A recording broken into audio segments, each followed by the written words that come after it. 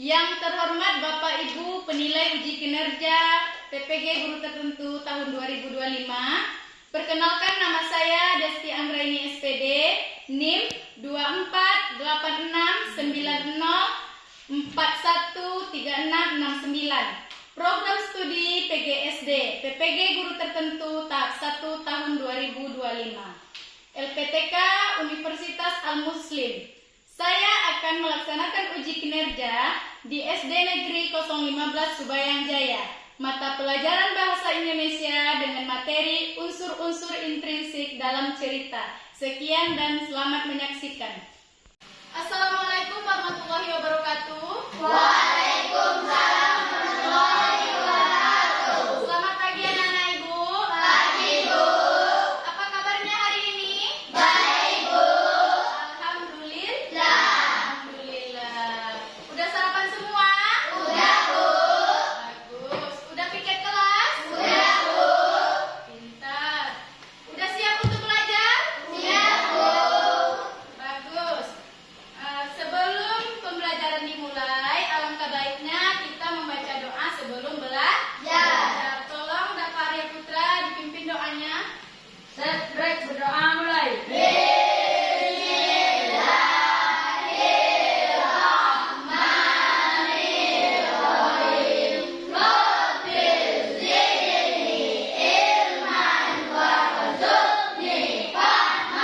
Doa selesai.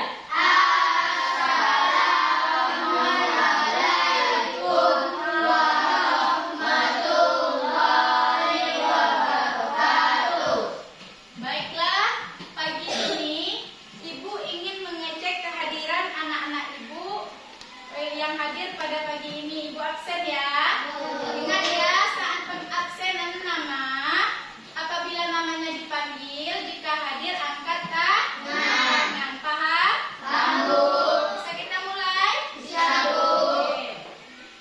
Akyasta Adelio Faisal. Good. Rizky Stefani. Rodil Aryo Putra. Oke. Step Almasaid. Ufaira Atifa. Oke. Alhamdulillah hari ini anak ibu hadir semua dan dapat melaksanakan proses belajar dan mengajar. Ingat ya, di dalam kelas saat ibu menerangkan, anak ibu harus memperhatikan, tidak boleh mencolek kawan, tidak boleh mencubit kawan kiri kanan. Paham? Harus fokus ke pembelajaran. Oke? Paham kan? Untuk meningkatkan rasa nasionalisme kita kepada bangsa dan negara, alangkah baiknya kita mulai pembelajaran dengan menyanyikan salah satu lagu wajib nasional, yaitu Garuda Pancasila. Ibu harap semua anak ibu menyanyi bersama. Mau kan?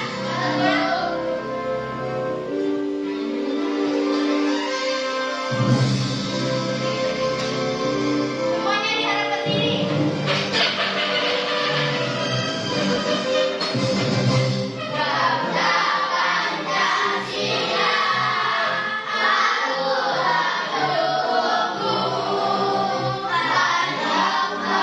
Proklamasi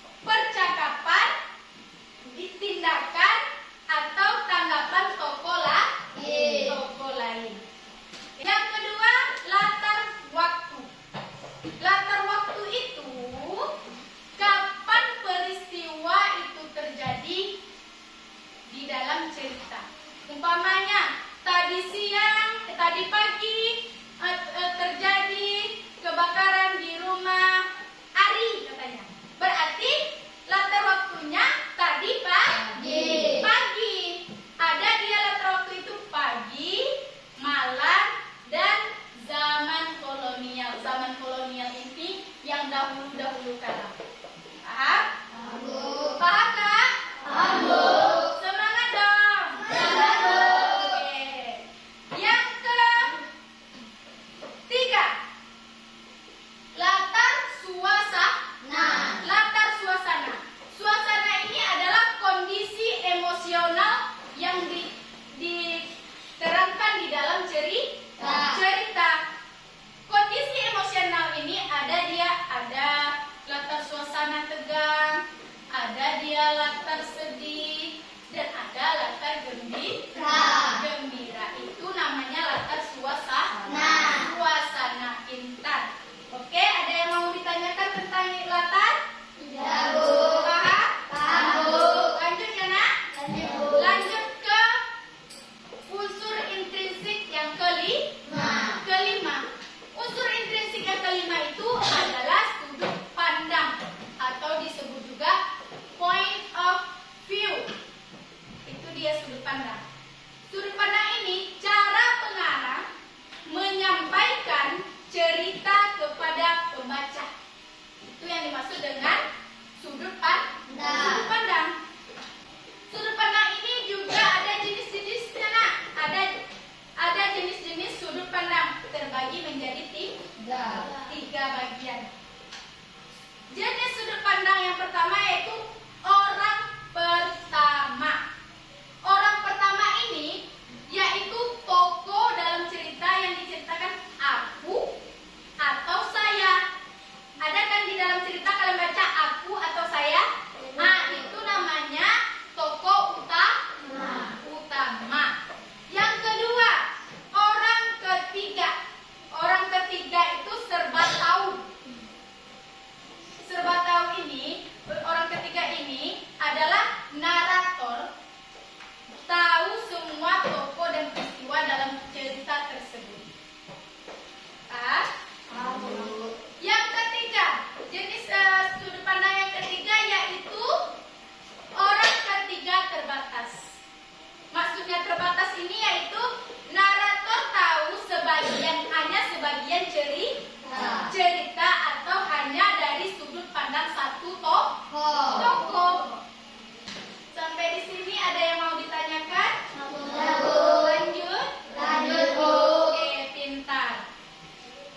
Yang terakhir yaitu pernah dengar kata amanat? Pernah dengar pesan moral? Pesan moral itu sama dia dengan amanat. Amanat itu adalah pesan moral atau pelajaran yang ingin disampaikan oleh pengarang kepada si pembaca. Untuk lebih meningkatkan pemahaman anak ibu tentang unsur-unsur intrinsik dalam materi kita pada pagi hari ini, ibu ingin anak-anak ibu menyanyikan satu lagu yang berjudul Unsur-unsur Intrinsik. Bisa kita mulai? Bisa, Oke. Dalam hitungan ketiga semuanya harus bernyanyi. 1, 2, 3. Unsur intrinsik itu ada dalam cerita. Memang ada penulisan cerita. Tokoh itu berlaku dan watak adalah sifat. Itu jalannya sebuah peristiwa. Sederhana tempat, waktu dan suasana.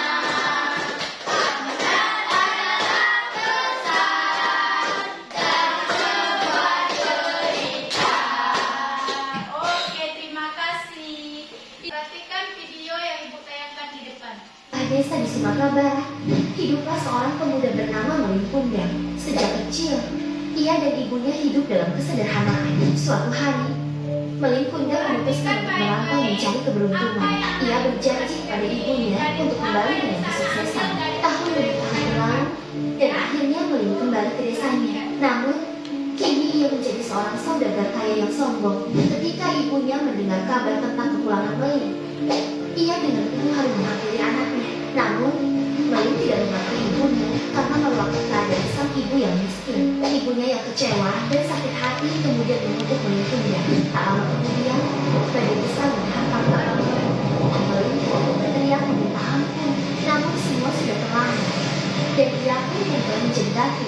Hingga kini, batu Melin Kundang masih terlihat di pantai air manis sebagai pengingat untuk selalu berbakti kepada orang tua. Ada yang tahu? Temanya yaitu tentang anak durhaka. Anak durhaka terhadap ibunya. Tokohnya yang pertama yaitu tokoh utamanya yaitu Malin Kundang. Setelah itu tokoh pembantunya yaitu Ibu Malin Kundang. Yang selanjutnya penokohannya. Malin itu adalah anak yang ambisius dan kemudian durhaka. Durhaka tidak dia sama orang tuanya tadi anak ibu lihat di videonya. Tidak mengakui orang tua. Itu durhaka. Kalau tidak mengakui orang tua itu namanya durhaka. Jatuhnya dosa. Alur dalam cerita Malin tadi yaitu maju menceritakan mulai dari Malin kecil hingga dewasa dan merantau ke negeri orang. Setelah kaya, dia lupa diri. Oke, latar kejadian dari cerita Malin Kundang tadi yaitu di desa Nelayan. Sudut pandang orang ketiga yang serba tahu. Amanat dari video cerita Malin Kundang tadi, amanat apa yang anak ibu bisa ambil? Amanat apa yang anak ibu bisa ambil? Amanat apa? Siapa yang tahu? Amanat yang bisa diambil dari video yang ibu tayangkan tadi. Amanat. Ayo, siapa yang tahu? Jangan malu-malu, keluarkan aja pendapatnya. Gak apa-apa, keluarkan aja pendapatnya. Siapa yang tahu? Oke, apa amanatnya yang disampaikan? Jangan durhaka kepada orang tua. Pintar, A+, kasih tepuk tangan dulu. Jangan durhaka kepada orang tua. Oke. Baiklah. Dari materi tadi ada nggak yang diragukan? Sebelum kita lanjut ke lembar kerjanya. Ada nggak? Oke, tidak. Berarti ibu bagikan lembar kerjanya ya. Setelah itu, anak-anak ibu menentukan tema dari cerita tersebut. Unsur-unsur intrinsik dari cerita si kelinci kecil dan burung pipit ditulis di LKPD-nya juga ditulis, dan ibu akan membagikan kertas warna-warni atau kertas origaminya. Ditulis setiap unsur intrinsik yang mengandung unsur intrinsik dalam cerita tersebut ditulis di kertas ini. Paham? Oke, dibagikan ya.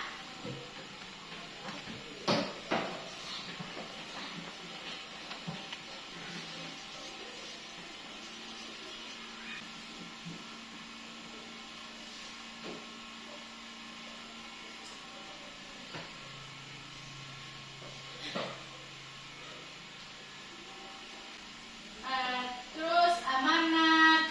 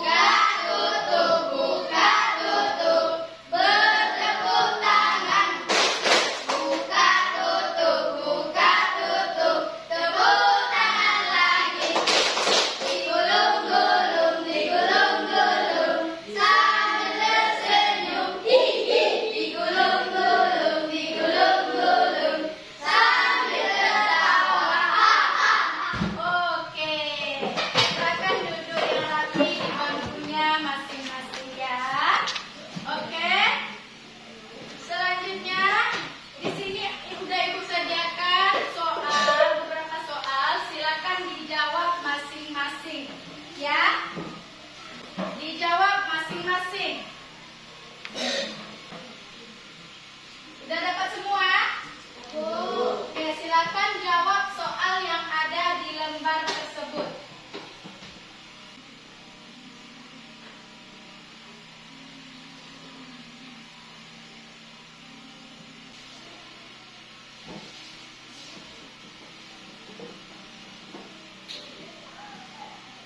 Pahami dulu soal, baru dijawab. Jangan asal ditulis saja jawabannya.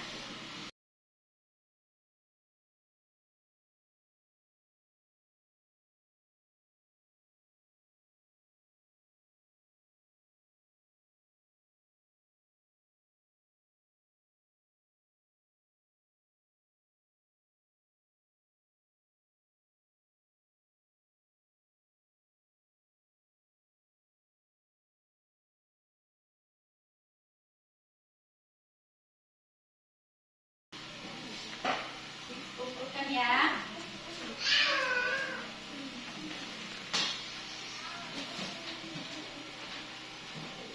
Materi kita pada hari ini yaitu tentang unsur-unsur intrinsik cerita.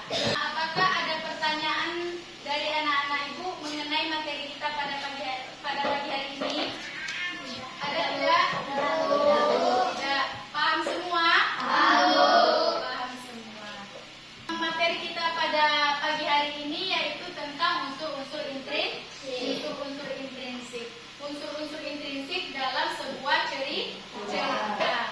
Apakah anak-anak ibu senang belajar pada hari ini? Senang. Oh, senang. Oke. Pembelajaran selanjutnya yaitu tentang persamaan kata dan perlawanan kata. Karena ibu rasa materi kita tentang unsur intrinsik hari ini anak ibu sudah memahaminya.